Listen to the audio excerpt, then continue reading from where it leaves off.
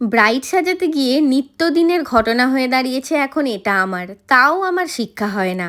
তেমন আজকেও হলো এই একই জিনিস। আর আজকে একদম ভোর ভোর বেরিয়ে পড়তে হয়েছিল, কারণ আজকের লোকেশানটা ছিল সেই সাঁতরাগাছি। আর আমার বাড়ি থেকে সাঁতরাগাছি যেতে কিন্তু বেশ অনেকক্ষণ সময় লাগে। তাই আমরা বেরিয়ে পড়েছিলাম। আর দেখতেই পাচ্ছ রাস্তায় কিন্তু মোটামুটি লোকজন খুবই কম, কারণ ভোর ভোর যেহেতু বেরোতে হয়েছিল। বেবি চলে গিয়েছিল আজকে আমার সাথে। আর তোমরা বেশ কিছুদিন ধরে আমাকে একটা প্রশ্ন অনেকেই করছো যে স্বর্ণালীদি, তোমার ওই অ্যাসিস্ট্যান্টটা এখন কেন আর যায় না, বা এই অ্যাসিস্ট্যান্টটা কেন আর এখন যায় না। তোমাদের সকলকেই একটা উত্তরই আমি দিচ্ছি। দেখো, প্রত্যেকটা মানুষেরই একটা প্রাইভেট লাইফ আছে।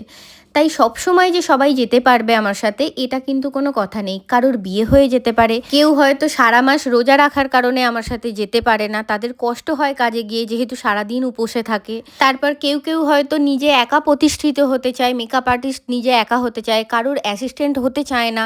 এরকম তো অনেক সমস্যা থাকতে পারে। সেই কারণে একজনকেই সবসময় যে আমি অ্যাসিস্ট্যান্ট হিসাবে নিয়ে যাব এমন কিন্তু কোনো কথা নেই। আশা করি তোমরা তোমাদের উত্তর পেয়ে গেছো। তো যাই হোক, গিয়েই আজকে বাঁধিয়ে ফেলেছিলাম এরকম একটা ঘটনা। শাড়ি প্লিট করতে গিয়ে সেফটি পিনের খোঁচা খেয়ে যে এরকম রক্ত বেরোবে না, এটা তো হতেই পারে না। কতবার যে খোঁচা খেয়েছি কি বলবো তোমাদের। তো মনিদীপাদি, আজকে তো তোমার মেয়ের জন্মদিন, তাই বুকিং করেছো, বলো কেমন কি চাইছো? আমি পুরোটাই তোমার ওপর একদম ছেড়ে দিয়েছি। আমি খালি ওপেন হেয়ার স্টাইলটা করবো না, আর মানে চুলটা এমনি এমনি বাঁধা আর একটু সাটেল লুক ব্যাস। আর মানে কাজল আর কি মানে পরবো না আমি, ব্যাস। বাকি এবার তোমার ওপর।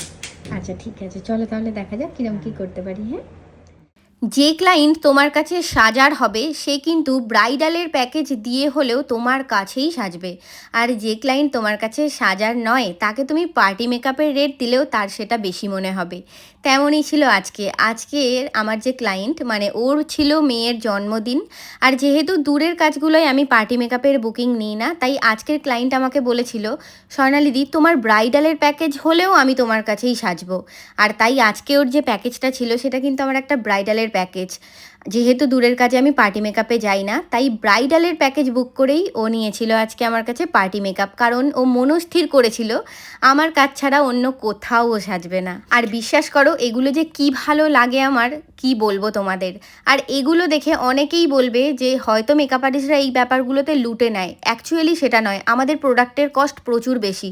আর সত্যি কথা বলতে আমার পার্টি মেকআপের রেটে সেটা পোষায় না। সেই জন্য আমি ক্লায়েন্টদের বলেই থাকি যে দেখো, আমার এটা রেট, যদি তোমাদের পসিবল হয় আমায় বুকিং করো, না হলে কোনো রকম জোরজার নেই। আর ওই যে প্রথমেই একটা কথা বললাম, তোমাকে যদি বুকিং করার হয় তাহলে সে ব্রাইডালের প্যাকেজ নিয়ে হলেও তোমাকেই বুকিং করবে। তেমনটাই করেছিল আমাকে, কারণ ওনার ইচ্ছাই ছিল যে আমার কাছ ছাড়া উনি কোথাও সাজবে না, তাতে ব্রাইডালের প্যাকেজ দিয়ে হলেও আমার কাছেই সাজবে। তাই তেমনটাই করে দিয়েছিলাম, মনের মতো করে ওকে আমি আজকে সাজিয়ে তুলি। আর এমনিই আমার আজকের ব্রাইডকে ভীষণ সুন্দর দেখতে, সেটা উইদাউট মেকআপ তোমরা দেখেছো, আশা করি বুঝতেই পারছো। আর হেয়ার স্টাইলের জন্য ও এরকম সুন্দর একটা গাজরাও তৈরি করে রেখেছিল, দেখো। তো যাই হোক, চলো এবারে আসছি ফাইনাল ফুল লুকটা নিয়ে। এবার তোমরা দেখে বলো তো আজকের লুকটা তোমাদের কেমন লাগলো।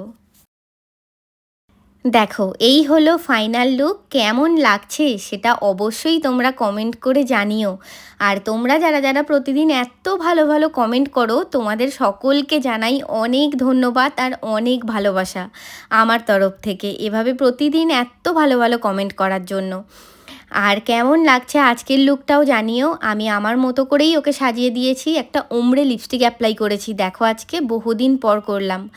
আর সফট অ্যান্ড শাটেল একটা লুক চেয়েছিল, তেমনই করে দেওয়ার চেষ্টা করেছি, তার সাথে বানের মধ্যে হেয়ার স্টাইল। কেমন লাগছে জানিও। আর তোমরা যারা যারা আমার কাছে ব্রাইডাল মেকআপের কোর্স করতে চাইছো, জুন মাসের 1 তারিখ থেকে আমার এর পরের ব্যাচ শুরু হচ্ছে, তাই ঝটপট তোমরা সিট বুকিং করে নাও যারা চাইছো আমার কাছে ভর্তি হতে, এরকম সুন্দর সুন্দর মেকওভার শিখতে, সুন্দর সুন্দর হেয়ার স্টাইল শিখতে।